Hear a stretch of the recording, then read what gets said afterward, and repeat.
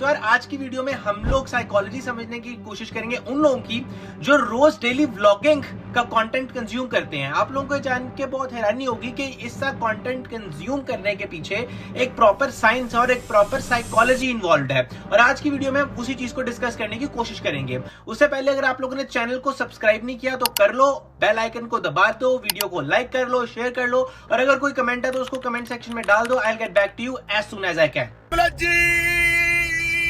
We are back with another vlog. Hello ji, We are back with another vlog. अस्सलाम वालेकुम everyone.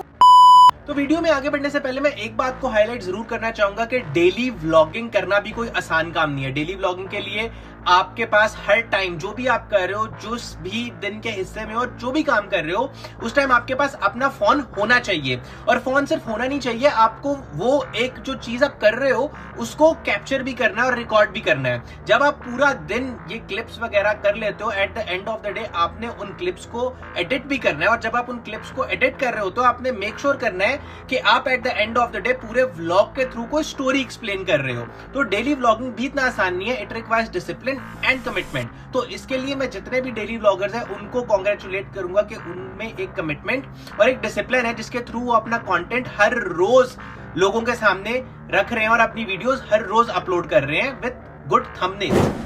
वो लोग जो हर रोज इनका कंटेंट कंज्यूम कर रहे हैं, अप्रोक्सीमेटली 2 से 3 मिलियन लोग हर रोज इनका कंटेंट कंज्यूम कर रहे हैं। अगर वो लोग इनसे एक चीज सीख लें वो है डिसिप्लिन, कि आपने अपना काम जो आप कर रहे हो उसको डिसिप्लिन से हर रोज करना है, कंसिस्टेंट रहना है, तो वो 2-3 मिलियन लोग भी अपनी लाइफ को इंप्रूव कर सकते हैं। तो इंस्टेड ऑफ कर्सिंग देम या उनको बुरा भला कहने, अगर आप इन डेली व्लॉगर से अगर कोई पॉजिटिव चीज निकाल सकते हो वो है कंसिस्टेंसी, कमिटमेंट और डिसिप्लिन। और अगर इनका व्यूअर भी वो चीज अपनी लाइफ के अंदर ले आए तो उसकी लाइफ भी 0 से 100 तक जाने में ज्यादा दिन नहीं लगेंगे। तो आइए अब समझने की कोशिश करते हैं कि क्यों लोग हर रोज इनका कंटेंट कंज्यूम कर रहे हैं, और ऐसी क्या साइंस और ऐसी क्या साइकोलॉजी है इस चीज के पीछे जो लोगों को मजबूर कर देती है हर रोज इनका कंटेंट कंज्यूम करने के लिए।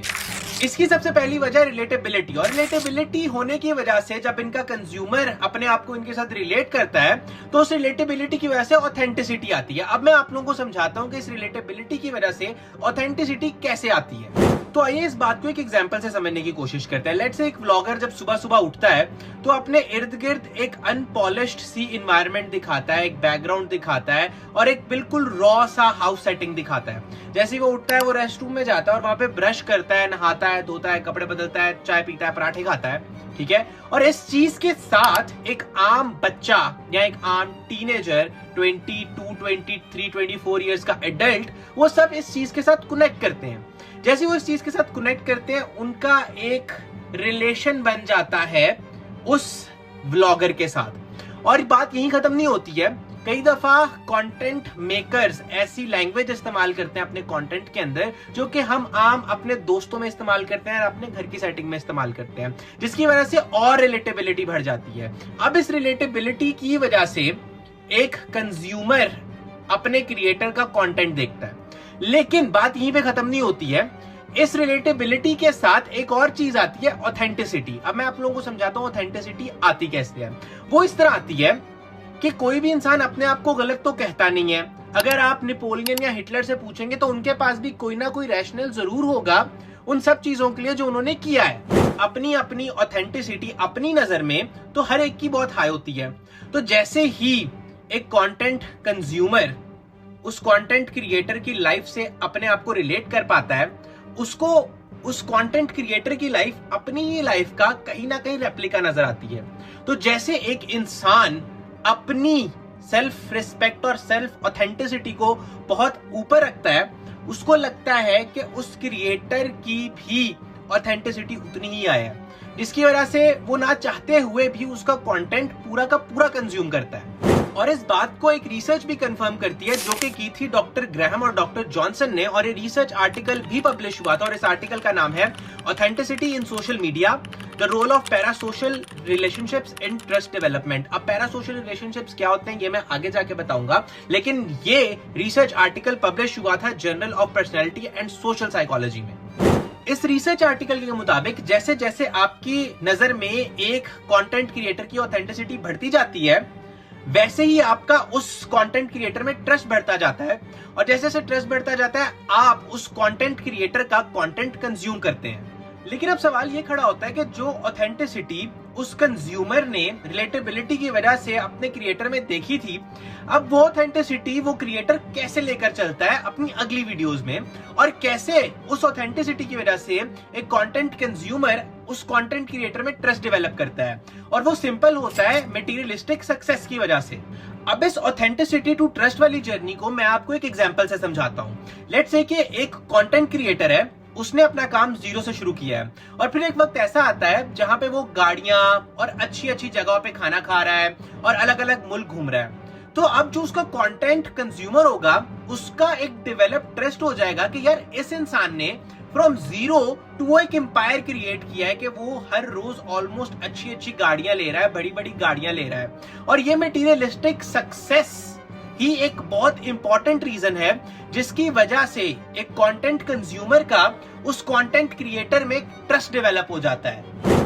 अब इसी ट्रस्ट की वजह से उस कंटेंट क्रिएटर का और उस कंज्यूमर का एक पैरासोशल रिलेशनशिप क्रिएट हो जाता है, और ये पैरासोशल रिलेशनशिप ही हमारा दूसरा पॉइंट है जिसकी वजह से इन डेली व्लॉग्स के ऊपर इतने भर भर के व्यूज आते हैं। तो आइए अब इस वर्ड पैरासोशल रिलेशनशिप को समझते हैं। पैरासोशल रिलेशनशिप कहते हैं ऐसे वन साइड रिलेशनशिप को जिसमें ऑडियंस अपने कंटेंट क्रिएटर के साथ इमोशनली इन्वॉल्व हो चुकी होती है। अब इसकी सबसे बड़ी एग्जांपल है किसी भी कंटेंट क्रिएटर के अगर आप उसके कमेंट सेक्शन में देखें तो आप देखेंगे लोगों के जो कमेंट्स होते हैं वो उस वीडियो या उस व्लॉग के अकॉर्डिंगली होते हैं। अब लोगों को ये लगता है जैसे ये उसके डेली दिन का पार्ट है, उनको ये फील नहीं आती कि ये स्क्रिप्टेड है, या हो सकता है ये जस्ट वो एज एन एंटरटेनमेंट के लिए कर रहा है। लेकिन लोग उस एक चीज को देखकर उनको लगता है शायद ये हकीकत में हो रहा है, और वो उसी चीज में इतना इमोशनली इन्वेस्ट हो जाते हैं कि उसी चीज को कमेंट सेक्शन में लिख डालते हैं। और ये एक चीज शो करती है एक पैरासोशल रिलेशनशिप उस कंटेंट क्रिएटर में और उसकी ऑडियंस के दरमियान में। अब ये पैरासोशल रिलेशनशिप ऑडियंस को एक सेंस ऑफ कंपेनियनशिप देता है। अब ये ऑडियंस को सेंस ऑफ कंपेनियनशिप इसीलिए देता है बिकॉज ऑडियंस ऑलरेडी उस कंटेंट क्रिएटर के साथ रिलेट कर चुकी होती है, और उस रिलेटेबिलिटी की वजह से एक ऑथेंटिसिटी आती है, और उस ऑथेंटिसिटी की वजह से एक ट्रस्ट आता है। अब उस ट्रस्ट की वजह से ये कंपेनियनशिप क्रिएट हो चुकी है। ये पैरासोशल रिलेशनशिप का फिनोमेना 1956 में डोनाल्ड हॉटन और रिचर्ड वॉल ने डिस्कवर किया था, और उन्होंने इस पर एक आर्टिकल भी लिखा था जो आप अपनी स्क्रीन पर देख सकते हैं। उसका नाम है mess communication and parasocial interaction. और इस आर्टिकल में साफ साफ ये लोग लिखते हैं कि बेसिकली ये एक इल्यूजन है, और ये एक ऐसी इल्यूजन है जिसमें ऑडियंस को लगता है कि उनका परफॉर्मर बिल्कुल उनके ही जैसा है और उनके साथ रिलेटेबल है।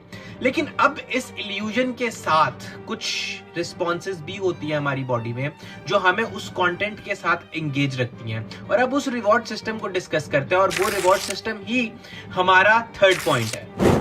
और मैं जिस रिवॉर्ड सिस्टम की बात कर रहा हूं वो है डोपामीन और उसके साथ एसोसिएटेड रिवॉर्ड सिस्टम। अब डोपामीन क्या है और उसके साथ रिवॉर्ड सिस्टम क्या है, अब उसको पूरा डिटेल में मैं अभी डिस्कस करता हूं। तो डोपामीन यार एक ऐसा केमिकल है जो हमारी बॉडी के अंदर तब रिलीज होता है जब या तो हम बहुत ज्यादा खुश होते हैं या जब हम बहुत ज्यादा मोटिवेटेड होते हैं, और इसका सिंपल काम यही है कि इसने हमें अच्छा फील कराना है। अब एग्जाम्पल के तौर पे जब आपके घर में आपका एक फेवरेट खाना पका हुआ है और जैसे ही वो खाना आपके सामने रखा जाता है तो आपकी बॉडी के अंदर ये केमिकल रिलीज होता है जो आपको एक सेंस ऑफ प्लेयर की फीलिंग देता है। और सिमिलरली जब या तो कोई आपकी बहुत ज्यादा तारीफ करता है तो भी आपको अच्छा लगता है। वो क्यों अच्छा लगता है? क्योंकि जैसे ही आपकी कोई तारीफ करता है आपकी बॉडी के अंदर डोपामीन रिलीज होता है। अब जैसे ही डोपामीन रिलीज हो गया वो मेरी ब्रेन के रिवॉर्ड सिस्टम पे जाकर इफेक्ट करेगा, और जैसे ही वो मेरी ब्रेन के रिवॉर्ड सिस्टम पे जाकर इफेक्ट करेगा मुझे अच्छा फील होना शुरू हो जाएगा, और मेरी कोशिश होगी कि ये जो एक काम मैंने अभी किया है जिसकी वजह से मुझे इतना अच्छा रिवॉर्ड मिला है, मेरी बॉडी में डोपामीन रिलीज हुआ है, मुझे इतना अच्छा लगा है, मुझे ये काम फिर करना है। अब आइए डोपामीन और उसके रिवॉर्ड सिस्टम को in terms of daily vlogging समझने की कोशिश करते हैं। तो होता कुछ ऐसे है कि सब्सक्राइबर्स को ये पता होता है कि उनका कंटेंट क्रिएटर हर रोज एक एक वीडियो अपलोड कर रहा है, और इसी वीडियो की एंटिसिपेशन में उनकी बॉडी में डोपामीन रिलीज होना शुरू हो जाता है। अब जो वो उस वीडियो के आने का इंतजार है, वो उनकी बॉडी के अंदर डोपामीन इतनी ज्यादा प्रोड्यूस कर देता है कि उनको वो जो वीडियो अपलोड होने वाली है वो देखनी ही देखनी है, और वो वीडियो देखकर ही उनको सेंस ऑफ रिवॉर्ड मिलेगा, वो सेंस ऑफ प्लेयर मिलेगा। तो अगर मैं आप लोगों को ये कॉन्सेप्ट बिल्कुल आसान लफ्जों में समझाऊं, तो एक वीडियो के आने का जो इंतजार है, वो जो एंटिसिपेशन, वो जो एक्साइटमेंट और जो थ्रिल है, वो ही इनके कंज्यूमर की बॉडी के अंदर इतना डोपामीन रिलीज कर देती है कि वो उनको बहुत ज्यादा प्लेयर देता है। वो इंतजार करना भी, वो एंटिसिपेशन भी इनको प्लेयर देती है। तो जैसे ही वीडियो अपलोड होती है, धड़ाधड़ लोग उस वीडियो को देखना शुरू कर देते हैं। अब जैसे ही वो एक वीडियो को देखते हैं, एक और चीज जो एक फिर से उनमें डोपामीन ट्रिगर कर देती है, वो ये है कि अच्छा, आज तो मेरे क्रिएटर ने हमें ये दिखाया, अच्छा कल क्या आएगा, परसों क्या नया आएगा। तो ये एक जो आइडिया होता है कि कल क्या नया आएगा, परसों क्या नया आएगा, ये और डोपामीन रिलीज करता है, और इस प्लेयर की वजह से लोग बार बार ये कंटेंट कंज्यूम करते हैं। अब एक कंज्यूमर को एक कंटेंट कंज्यूम करने की आदत डल चुकी है, और उसका एक हैबिट फॉर्मेशन लूप भी डेवलप हो चुका है, और उसके डोपामीन लेवल्स भी एक कंटेंट पे डिपेंड कर रहे हैं। पर इस चीज के साथ एक और चीज भी आती है जो हमारा अगला कॉन्सेप्ट है, और वो हमारा पॉइंट है फोमो। फोमो कहते हैं फेयर ऑफ मिसिंग आउट को, जिसमें इनके सब्सक्राइबर्स या इनके कंटेंट कंज्यूमर्स को ये डर होता है कि कहीं वो इनकी लेटेस्ट वीडियो को मिस ना कर दें। और ये कंटेंट कंज्यूमर्स ये वीडियोस अपने स्पेसिफिक टाइम पर देखते हैं। जैसे कि कुछ लोगों को ये वीडियोस खाना खाते हुए पसंद है, तो उनको ऐसा लगता है कि जब वो खाने के साथ ये वीडियोस को देखते हैं तो उनको एक सेंस ऑफ सेटिस्फैक्शन मिलती है। कुछ लोगों को गाड़ी चलाते हुए वीडियोस देखना पसंद है, क्योंकि उनको सेंस ऑफ प्लेयर ही तब आता है जब वो गाड़ी चलाते हुए इनकी वीडियोस देखते हैं। तो ये कुछ रीजंस थी जिनकी वजह से लोग रेगुलरली इन डेली व्लॉगर्स का कंटेंट कंज्यूम करते हैं। लेकिन अब बात यहाँ पर ये आती है कि इन डेली व्लॉगर्स को रेगुलरली लोगों के क्रिटिसिज्म का भी सामना करना पड़ता है। कोई इनको कहता है कि ओ ये अपनी फैमिली बेच रहे हैं, और कोई इनको कहता है कि ओ इनकी एंटरटेनमेंट कुछ खास नहीं है, और कोई तो इनको ये तक भी कह देते हैं कि इनका कंटेंट लो क्वालिटी है, इस पे कोई मेहनत नहीं लगती और लो ऑन इंटेलेक्ट है। लेकिन अगर ये कंटेंट सिर्फ एंटरटेनमेंट के लिए प्रोड्यूस कर रहे हैं, तो मेरा सवाल ये है कि उसमें इंटेलेक्ट कहां से आ गया।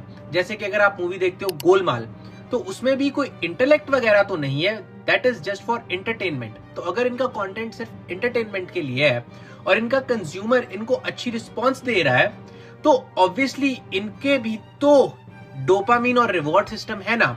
जैसे ये लोग देखते हैं कि ओ हमने ये एक चीज की, ये चल गई, अब अगली वीडियो में हम ये करेंगे, शायद ये चल जाए, तो इनके भी रिवॉर्ड सिस्टम चलते हैं व्यूज की वजह से।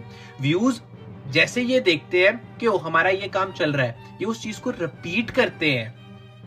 तो डोपामीन और रिवॉर्ड सिस्टम एक ऐसी साइकिल है जो टू वेज है, जो क्रिएटर और कंज्यूमर दोनों को इफेक्ट करती है। तो ये मैं नहीं मानूंगा कि ओ ये मेहनत नहीं करते, हर काम में मेहनत होती है, तो ये कह देना कि ये मेहनत नहीं करते, ये थोड़ी एक गलत बात है। और ये बात कह देना कि ये बेहयाई बेचते हैं, आई थिंक ये थोड़ी सी और एक हार्श स्टेटमेंट होगी इन डेली व्लॉगर्स के लिए। ये मेरी नजर में एक हार्ड स्टेटमेंट है। आप लोगों को कैसा लगता है जरूर इस कमेंट सेक्शन में बताइए। मिलते हैं अगली वीडियो के साथ, तब तक के लिए खुश रहिए, सी यू।